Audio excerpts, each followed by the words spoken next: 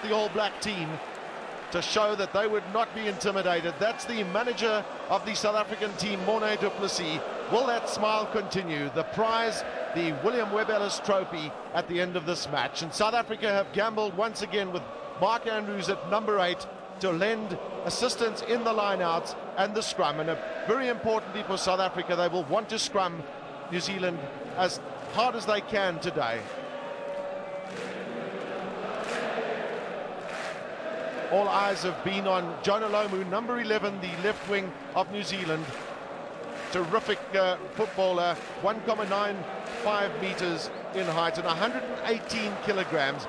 But surely the New Zealand pack of forwards with Graham Bishop and Andrew Mertens at halfback are the key to success for them today. Wonderful aerial shot of the Ellis Park Stadium. Those are the replacements. Just the change of Jamie Joseph coming in for Blair Larson on the New Zealand side and Brendan Venter into the South African team. The referee for today's encounter is Mr. Ed Morrison of England, and interestingly enough, every match that he's refereed where South Africa have played, South Africa have lost. Nevertheless, it's his 17th international for the 43-year-old. He'll be assisted today as they were shaking hands there with Mr. Joel Dumais of France and Derek Bevan of Wales, who's the most capped international referee in the world. Well, with me today, Chick Henderson. Chick, Francois Pienaar has won the toss, and it seems like New Zealand will kick off. But what an unbelievable spectacular year in Johannesburg. I think it's the whole feel of the thing, the vibes coming into the field. Everyone is so keen and full of looking forward to something that no one really knows what's going to happen. Two evenly matched teams, New Zealand without doubt the best attacking side of the tournament, South Africa perhaps the best defensive side. And I think my own feeling is that we're going to have to watch the New Zealand young players. Jeff Wilson and Glenn Osborne could be their stars with Andrew Mertens. Watch John Crossfeld, number 7, with a scrum cap. And South Africa will have to be at their very best defensive-wise if they're going to contain these New Zealand chaps. And the most important part, the first 20 minutes. Well, what did New Zealand have in store for South Africa with a kick-off? It's a short one. It doesn't carry 10 meters. That was good ball for South Africa, but they'll have the penalty for the All Blacks being in an offside position. Yes, and no advantage to be taken there, because there's a big advantage in getting a penalty. If you get it out to touch with the new laws, then that side has the advantage of throwing it in. And the first line out of the game is always so terribly important. And today, in modern rugby, the side throwing the ball in usually has quite a distinct advantage, because they know exactly what's going to happen. The timing is there, and to win that first line out is very important, but he hasn't found touch. Stransky was looking for too much distance there. This is Osborne. Wonderful footballer is Osborne, and New Zealand will look to bring him in as often as they can. 42nd test between these two countries. On his relatively even. South Africa have won 20, New Zealand 18.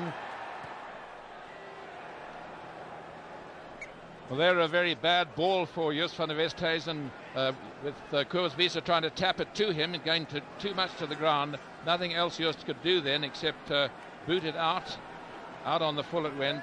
So New Zealand another opportunity with their throw-in. A lucky stadium for South Africa is Ellis Park. The 6 internationals against New Zealand played here in South Africa's history of rugby have been won on 4 occasions by South Africa. This is Sean Fitzpatrick at the back looking for Brewer. This is Stransky. Kronfeld, who's been ever present through Rugby World Cup 95, was the first man in. The referee ruling there the ball was not on the ground. South Africa had it in the maul and they could have played it. The referee said it had come to a halt, and so New Zealand ball. These first 20 minutes will be absolutely critical. South Africa have the weight advantage in the scrums, but I don't think many people have seen a weak New Zealand scrum. That's Zinzan Brook. Osborne, he's very strong and he's very quick on the inside to Brewer. Good interplay by New Zealand. Now here's a chance for them on the outside. Once again, good support. This is Walter Little.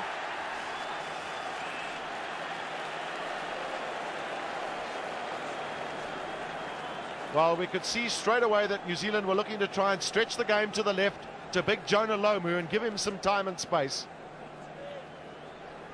It's a fine attacking movement started again by that chap Osborne. This such a dangerous man. He's a 7-a-side player, and that's big Jonah Lomu.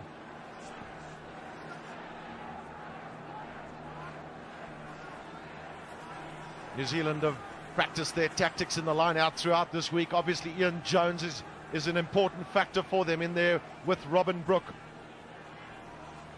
That's Ian Jones. Does so well to create space for himself. That's the tap down to Robin Brook. Andrew Mertens. That's a good kick from Andrew Mertens as he got time to get there.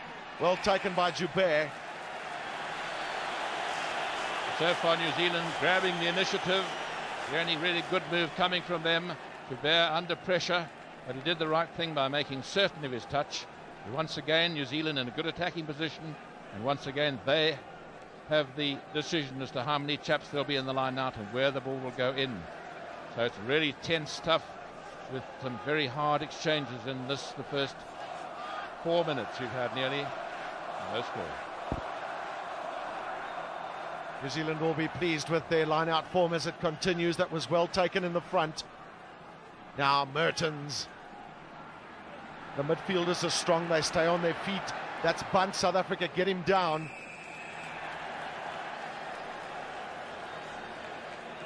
South Africa coming in there from the wrong side. That was Peter Durant.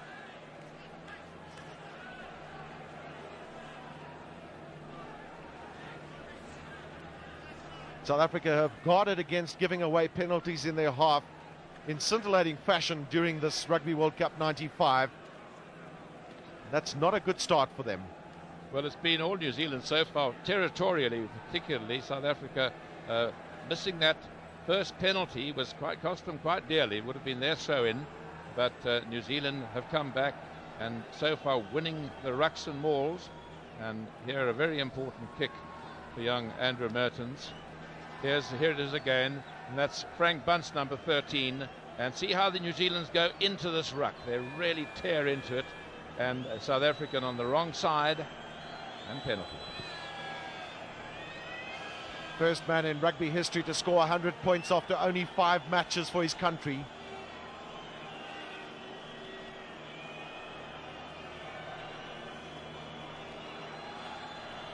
Such an important kick for New Zealand. As he swung that through, yes, Mertens' first blood to New Zealand.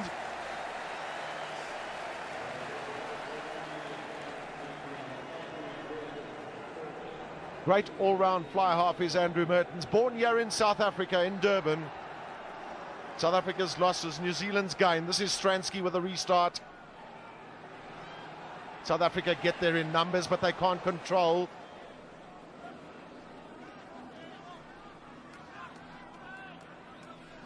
Bishop cleans up so quickly, gives time for Mertens. Back for it is Chester Williams. That's a great kick from Mertens. And an even better one from Chester Williams. And good refereeing there by Mr. Morrison, but it's a quick throw-in.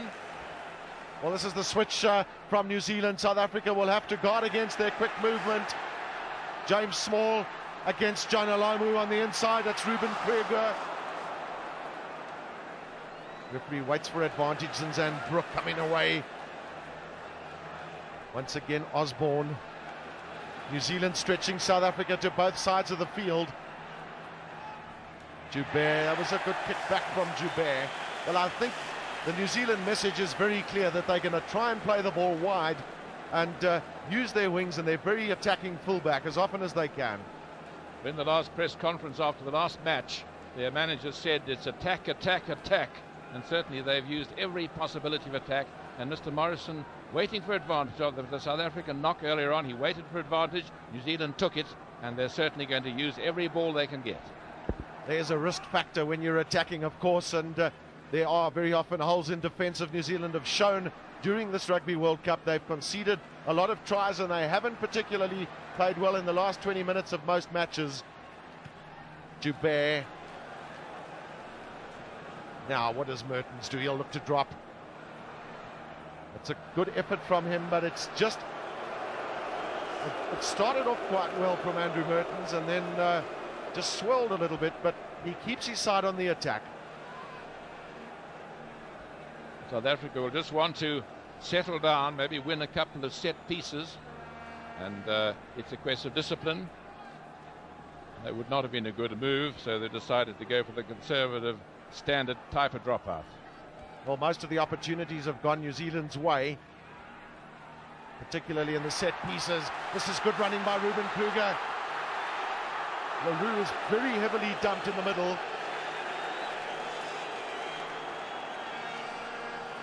Stransky. Good kick from Joel Stransky. Well, he's got a very important and a vital role to play for South Africa in keeping his forwards going in the direction of the All Black line. Interesting decision there. The referee was going to give a penalty behind the halfway for the high tackle, but he judged that it was advantage for South Africa to get into that position, the best attacking position they've been in so far. And so, once again, Mr. Morrison making use of the advantage law, and South Africa with a good attacking opportunity, but it is the New Zealand ball, so they'll have to do all sorts of ingenious things to get the ball. Well, New Zealand have always been great exponents on their own ball in the throw-ins and the line-outs. It continues for them. Mertens. Early touches for both fly halves today to allow them to settle down.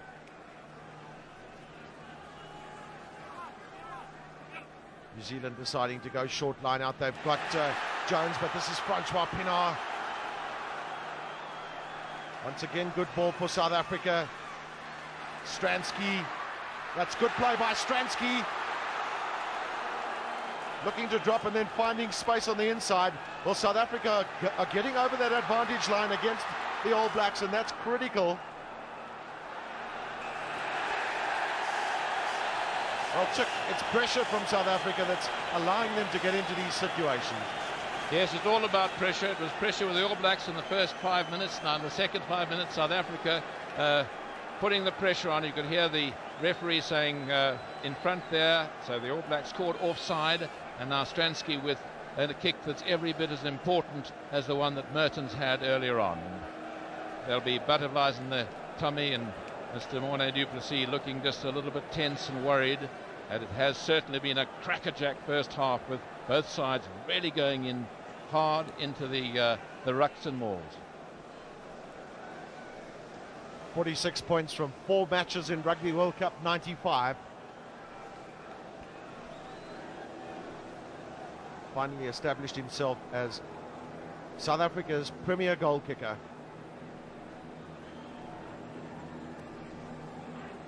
There's not a lot of difference between Mertens' first kick and this one of Stransky's. The crowd will tell you if it's over.